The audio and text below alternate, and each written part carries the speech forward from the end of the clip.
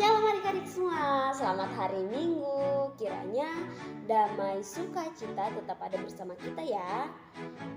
Oke adik-adik, hari ini kita mau sama-sama mendengarkan cerita firman Tuhan. Kita mau sama-sama belajar cerita firman Tuhan. Dan Kak Adel mau adik-adik semua siapkan Alkitabnya ya. Mari kita buka firman Tuhan dari kitab Markus. Bisa dilihat adik-adik dari kitab Markus pasal 5 ayat 25 sampai 34. Ayo semuanya buka ya. Kak Adel mau adik-adik semua baca sendiri di rumah. Kak Adel mau kalau yang belum bisa baca suruh minta tolong orang tuanya atau kakak untuk membacakan bagi adik-adik semua. Kalau sudah selesai baca, Kak Adel mau cerita, Kak Adel mau kita sama-sama belajar firman Tuhan hari ini. Oke adik-adik, dari firman yang adik-adik sudah baca dari Markus pasal 5 ayat 25 sampai 34, itu Kak Adel mengambil tema yaitu jubah Tuhan Yesus. Oke. Siapa di sini yang pernah sakit? Angkat tangan. Yang pernah sakit, Kak Adel juga ya. Jadi Kak Adel angkat tangannya. Yang pernah sakit lebih dari 3 hari. Kak Adel kayaknya nggak pernah sih. Kalau adik-adik pernah nggak? Kalau pernah angkat tangan ya. Adik-adik, kalau adik-adik sakit lebih dari 3 hari, kira-kira adik-adik sedih apa senang? Pasti sedih ya lah ya. Adik pasti sedih. Kok saya sakit sih? Saya nggak bisa main bareng teman, saya nggak bisa keluar, nggak bisa jalan-jalan sama mama, nggak bisa pergi ke sekolah. Nah, kalau adik-adik merasa seperti itu, begitu pula yang dirasakan oleh orang yang mau kita teladani hari ini, orang yang mau kita pelajari hari ini, yaitu seorang perempuan yang sakit pendarahan. Nih adik-adik lihat nih. Ini adalah seorang perempuan yang sakit pendarahan yang ada di Alkitab tadi yang adik-adik sudah baca. Oke adik-adik. Nah, suatu ketika Tuhan Yesus berjalan di sebuah kampung, berjalan di sebuah desa, orang banyak mengikuti Tuhan Yesus karena mereka tahu bahwa Tuhan Yesus yang rambutnya warna hitam ya, bahwa Tuhan Yesus mampu menyembuhkan sakit apapun itu, mampu membuat mujizat, mampu menyembuhkan orang yang buta bisa melihat, orang yang lumpuh bisa berjalan. Jadi mereka percaya itu, maka mereka semua mengikuti Tuhan Yesus untuk mendapatkan kesembuhan. Jadi yang sakit-sakit tadi, yang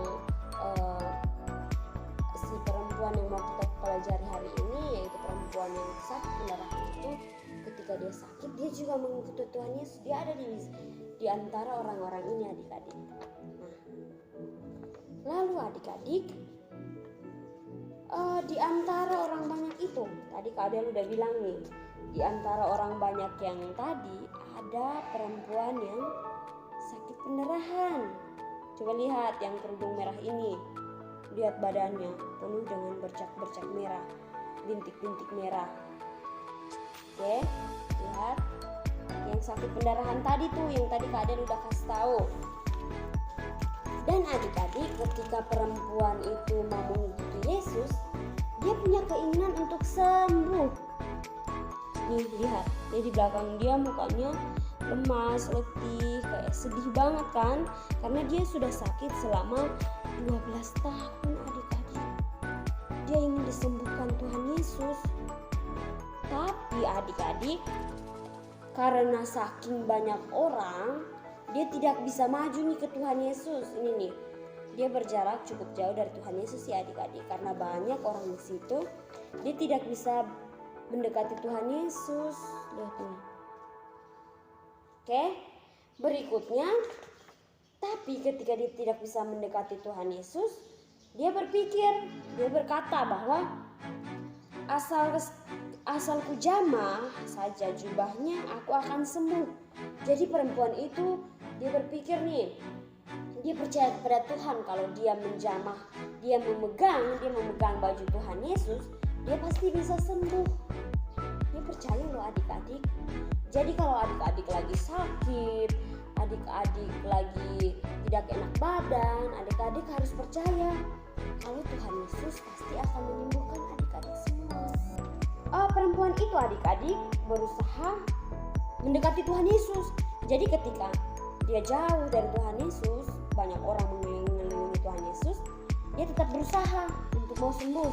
Jadi adik-adik kalau sakit jangan tidur terus, jangan cuma nonton HP, tapi adik-adik juga harus berusaha. Contohnya, kalau adik-adik sakit, adik-adik harus makan, adik-adik harus minum obat agar adik-adik bisa cepat sembuh. Seperti perempuan ini, dia sakit pun dia sudah berusaha. Dia berusaha ke tabib, dia berusaha ke manapun, tapi dia tidak sembuh, makanya dia datang kepada Tuhan.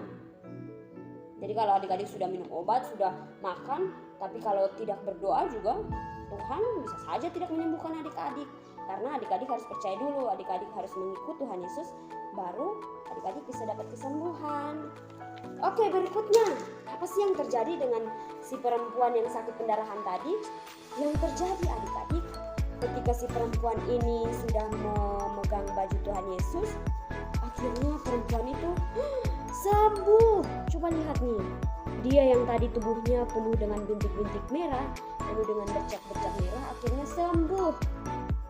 Mujizat terjadi. Sakit pendarahan yang dialami si perempuan tadi, yang dia sakit selama 12 tahun, akhirnya sembuh adik-adik. Kalau adik-adik sembuh dari sakit, adik-adik bahagia apa sedih? Pasti bahagia kan?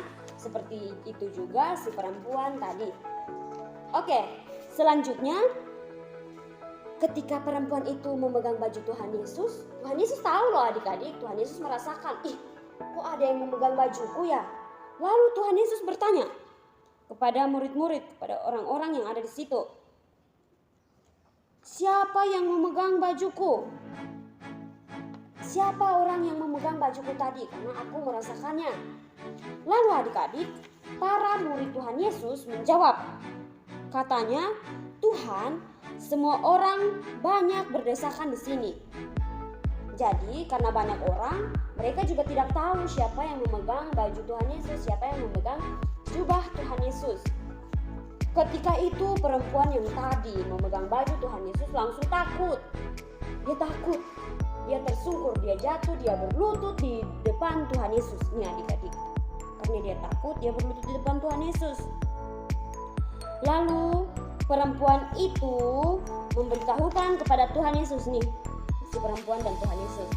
Dia memberitahukan kepada Tuhan Yesus bahwa dia menjadi sembuh karena menjamah jubah Tuhan Yesus. Dia menjadi sembuh karena dia memegang baju Tuhan Yesus. Jubah yang ini nih adik-adik semua, yang Tuhan pakai yang panjang ini. Lalu adik-adik, Yesus berkata lagi kepada perempuan itu. Tapi Yesus tidak marah adik-adik, meskipun perempuan yang tadi memegang baju Tuhan Yesus menjamah jubah Tuhan Yesus, tapi Tuhan Yesus tidak marah. Tuhan Yesus berkata kepada perempuan itu, hai anakku, imanmu telah menyelamatkanmu. Jadi karena perempuan tadi percaya, dia beriman kepada Tuhan Yesus, maka dia bisa sembuh. Contohnya kalau adik-adik lagi sakit, adik-adik lagi terluka, adik-adik mau nilai bagus, adik-adik harus percaya dan berusaha. Seperti perempuan yang tadi, dia percaya dan dia juga berusaha untuk mau sembuh. Dan seketika itu juga perempuan itu bisa sembuh. Kenapa kita tidak bisa? Pasti juga bisa adik-adik. Lalu Tuhan Yesus berkata lagi kepada perempuan tadi, dan sembuhlah penyakitmu. Wow, Tuhan Yesus berkata kepada perempuan itu, dan sembuhlah penyakitmu. Kemudian perempuan ini pergi dengan sukacita. Seperti kita juga adik-adik, kalau kita sakit, terus tiba-tiba kita sembuh, kita pasti senang ya. Kita bisa keluar main lagi, kita bisa pergi ke sekolah lagi. Seperti juga perempuan ini adik-adik, perempuan tersebut yang tadi sakit pendarahan itu, yang badannya semua penuh dengan bintik-bintik merah, dia akhirnya bisa sembuh dan dia pergi dengan sukacita, dengan bahagia. Oke, tepuk tangan. Amin untuk firman Tuhan. Jadi Hari ini adik-adik kita mau belajar dari si perempuan yang sakit pendarahan tadi, bahwa kita harus percaya. Ini poin yang pertama ya. Yang pertama, kita harus percaya. Kalau adik-adik dan Kak Adil sakit, kita harus percaya kalau kita bisa sembuh. Kedua, kita juga harus berusaha adik-adik. Yang tadi Kak Adil sudah bilang, kalau kita sakit, kita harus berusaha buat sembuh. Kita harus makan banyak, kita harus minum obat. Kita tidak boleh malas-malasan, tidak boleh malah nonton HP, itu malah kita bisa tambah sakit. Oke, yang ketiga, ketika kita sudah percaya, kita berusaha. Yang ketiga, kita akan mendapat kebahagiaan, kita akan mendapatkan kesembuhan. Seperti perempuan yang sakit pendarahan, dia mendapatkan kesembuhan dan dia bahagia. Oke? Jadi Kak Adel mau kita semua terus mengingat firman Tuhan hari ini. Kita mau terus belajar bahwa ketika kita mendapatkan masalah, ketika kita sakit, ketika kita terluka, kita tidak bisa mendapatkan nilai bagus, kita harus berusaha dan percaya. Kita harus percaya dan berusaha juga kalau kita bisa sembuh dari penyakit kita atau kita bisa mendapatkan nilai bagus. Oke adik-adik, amin untuk firman Tuhan dan selamat hari Minggu. God bless you adik-adik semua.